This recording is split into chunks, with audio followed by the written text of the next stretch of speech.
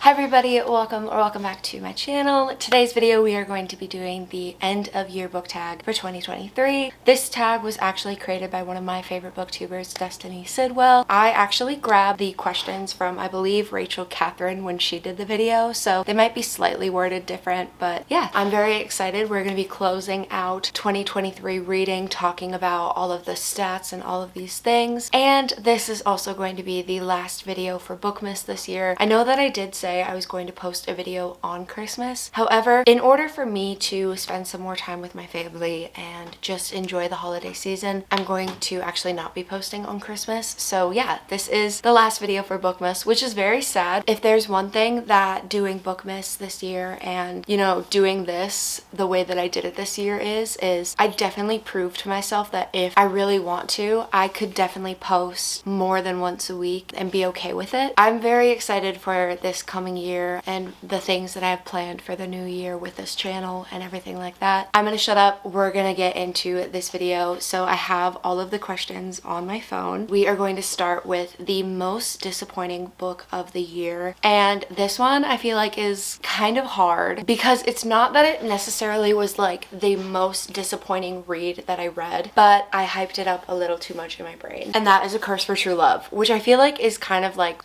really? It's not that I hated this book by any means, but it is genuinely not what I had pictured in my mind of how we were going to close out this series. To me, this felt like a book 2. This didn't feel like this would be the last book in a series, so it's not that it's the most disappointing, but just that I had it built up in my head, and when I read it, it was the most disappointing reading experience in that way. But yeah, I still love this book, still love this series. Stephanie Garber is by far one of my favorite, if not my favorite YA fantasy author, so this is book 1. Also, completely random, part of the reason I'm not posting a video on Christmas is because I was going to do like a month-long December vlog of some like fun events, wrapping gifts, and we had Friendsmas last night and all of these things, but I am so not good when it comes to vlogging in public and like around my friends and things like that. So we did a Christmas book exchange and my Secret Santa got me the first Crescent City book, and I'm very excited because I kind of want to reread this so that I can actually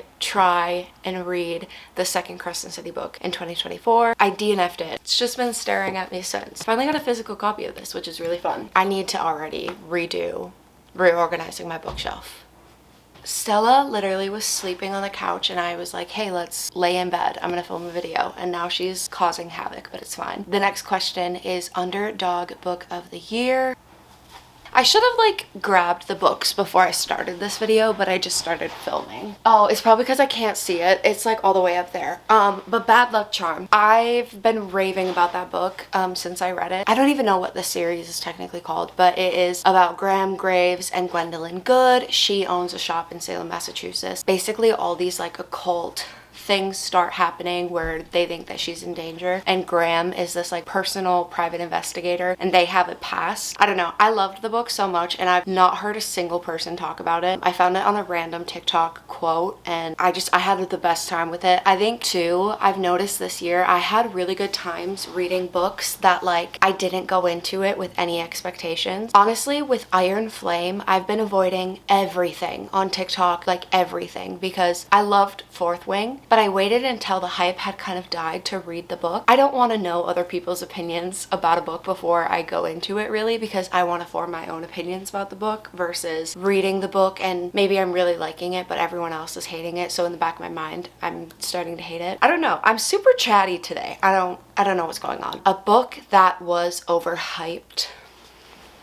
You guys, please don't hate me. The Throne of Glass series. This is not that it's I think this is like the most hyped up series that I've read this year, or hyped up books that I've read this year, that I've just not gotten. I don't know what it is. The series does not click with me. I've talked about this 1,000 times on this channel. Stella's right now playing with a ball behind the camera. I'm so sorry if you can hear that. I do have to say I started reading, or like I started the series back up in the fall time, and I was in a big fantasy slump at the second half of this year, so I do really want to go back into this series. Right now the tandem read is the next read that I have to do, so probably gonna start that in January. Yeah, I feel like those books just have such a strong fan base, and probably for a great reason. I I don't get it, I don't feel it, and I wish I did. So yeah, please don't hate me for that.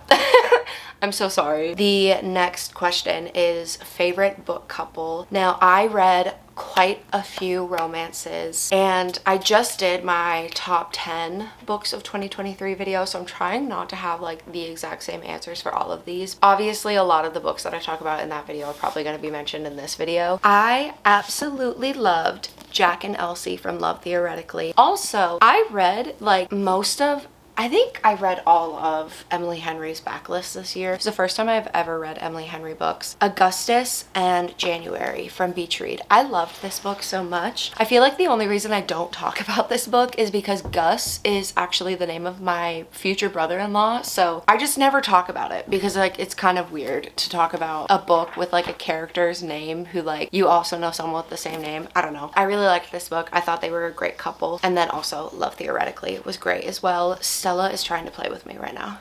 Who is your favorite main character of this year? This entire video is just me staring back at my bookshelf. A recent favorite main character of a book that I've read is Scarlet from the Carvel series. Now, I feel like no one likes her. I feel like everyone likes Tella, even though like if you've read the books, like do you really like Donatella? I really liked her character. I thought her and Julian's stories were very interesting. I also really liked, is it Oriah from the Serpent and the Wings of Night series? She was a really interesting character and like a very strong-willed character. I need to get rid of this toy. A book that surprised you. I would say Powerless by Lauren Roberts, mainly because I feel like lately when it comes to fantasy books, I don't know what it is about like trials in books and things like this, but a lot of people are comparing books to the Hunger Games or things like that. I know in The Serpent and the Wings of Night they did it as well. For this book, it was very much compared to that. A lot of this book ideas are kind of taken from the Red Queen series. I was kind of so-so going into this book. I didn't know if I was going to love it or hate it. I did like the book. A new favorite author that you discovered this year, I would say definitely Stephanie Garber, because I've not shut up about her in this video. Who else? I feel like everyone else I kind of had already been reading their books.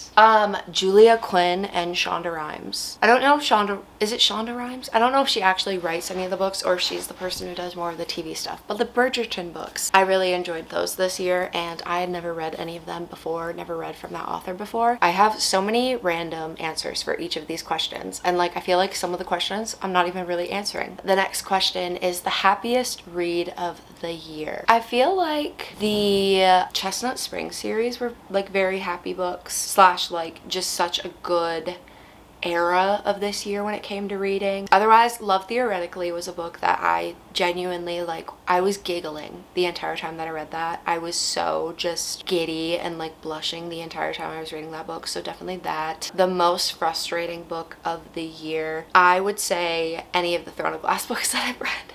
I don't know what it is. I wish I could get it. It drives me insane. I've talked about this once, I've talked about it twice, and I'll probably talk about it again. I do not like multiple POVs. And once you get to the latter books in the Throne of Glass series, there's like 5 to like maybe 7 POVs that you're reading. And I'm sorry I don't like some of the characters in that series. The next question is the best adaptation of the year. Now there are a few that come to my mind. Obviously The Summer I Turned Pretty is a great series. I would also say The Ballad of Songbirds and Snakes movie was a really good adaptation. What are some other ones? I'm gonna be honest, I don't really watch a lot of TV. Oh, Daisy Jones and the Six came out this year, I believe. I did watch Daisy Jones and the Six. I've not read the book. I don't know if I'll ever actually get to reading the book, just because I did DNF Daisy Jones and the Six like last year. I got halfway through the book and then I DNF'd it, but I really did enjoy the series. But yeah, I don't really watch a lot of TV. That's why I read so many books in a year, is because I don't watch TV or movies. I really only like watch YouTube and read for fun. What is the longest, and then also what is the shortest book that you've read this year? The longest book would probably be Queen of Shadows? Queen of Shadows? Or how long is this book? Also, I went to Target the other day and I saw The Serpent and the Wings of Night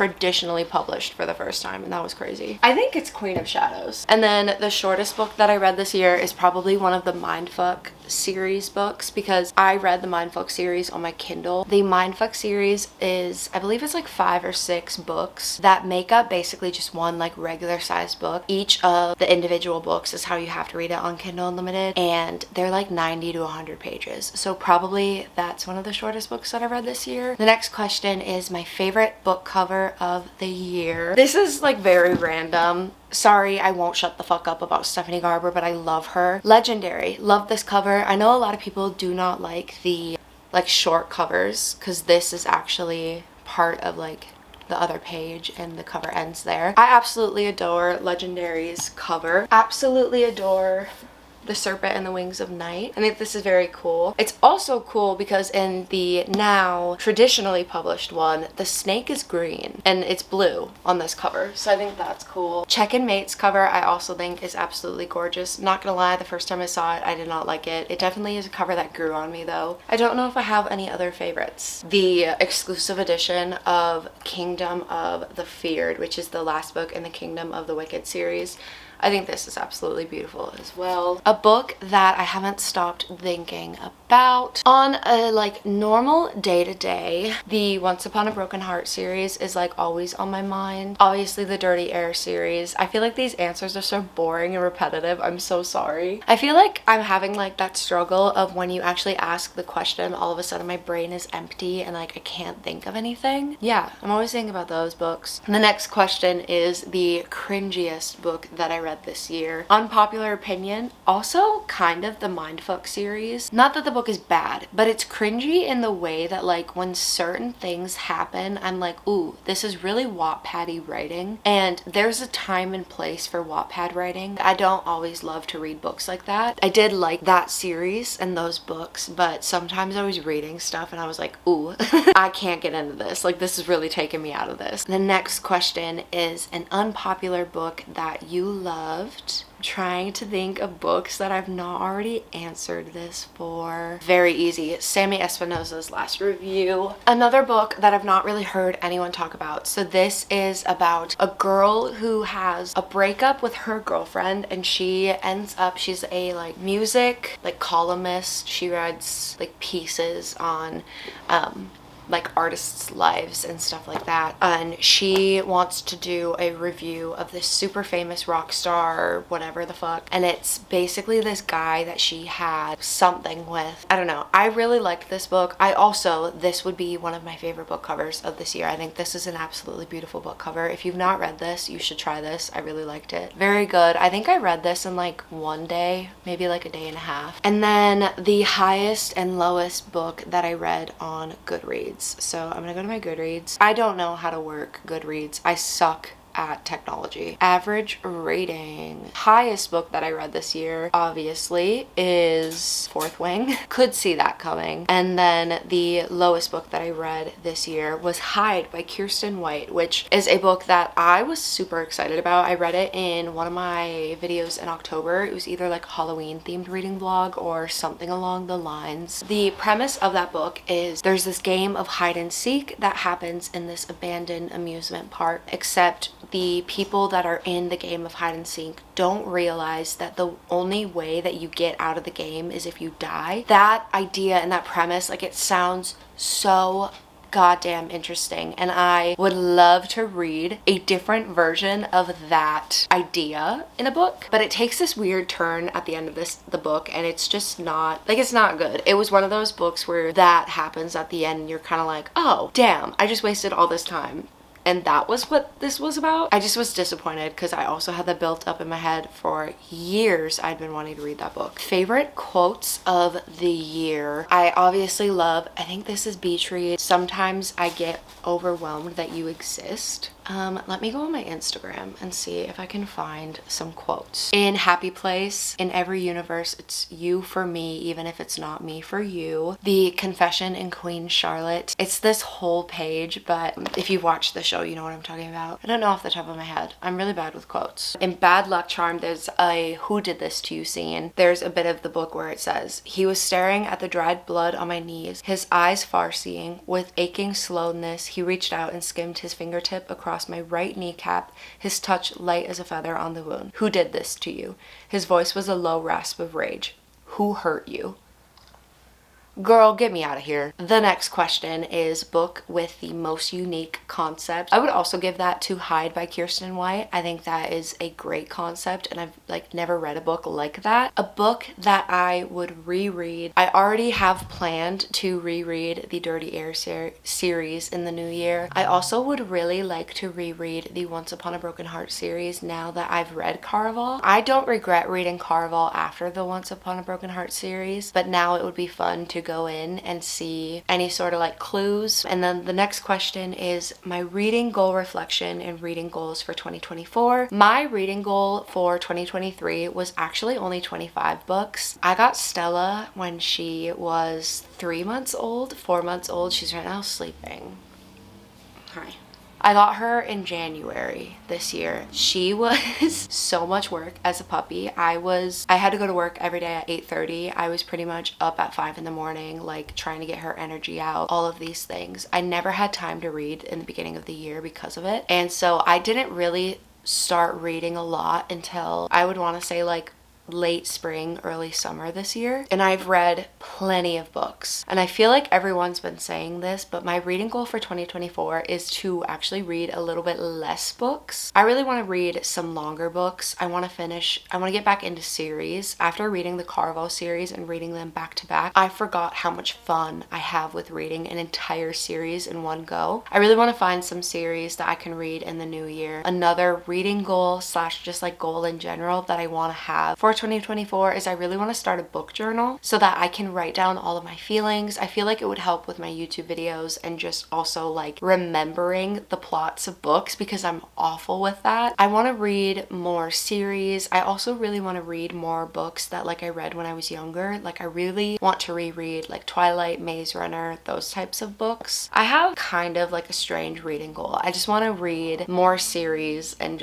I want to feel like I'm a kid again with my reading. The next question is kind of pretty much the same thing. The next and last question of this video is what are you prioritizing in 2024 with your reading? Kind of similar to the last answer that I had. I really just want to reread some series, reread longer books, read longer books. I don't want to put any pressure on me when it comes to like, oh, I need to read these many books so that I have an interesting monthly wrap up. Like that, I don't want it to matter this year. I don't know. I'm very excited for the new year and new reading goals. I'm gonna be honest, I don't even have like much of a clue of like releases that are coming out this year. I haven't been up in the loop with that. I pretty much like only knew about the second half of 2023 releases, and whatever I'm reading in the beginning of this new year is just random books that I find at Barnes or whatever I get for Christmas for reads. I just want to say before the end of this video, thank you guys for watching, but also like if you're subscribed and you have been watching my videos since I started posting videos again, thank you for watching and like subscribing and all of this. I've had a lot of fun posting YouTube videos again, and especially posting book videos. I don't know, I'm just very grateful for the second half of this year and re-sparking my love for this hobby and everything like that. I don't know if I will have another video before 2024, so if I don't, thank you guys for a great second half of this year, and I will see you in the new year. I love you. Thank you for watching this video. Make sure to give it a thumbs up. I will see you in my next video, and I will see you in the new year.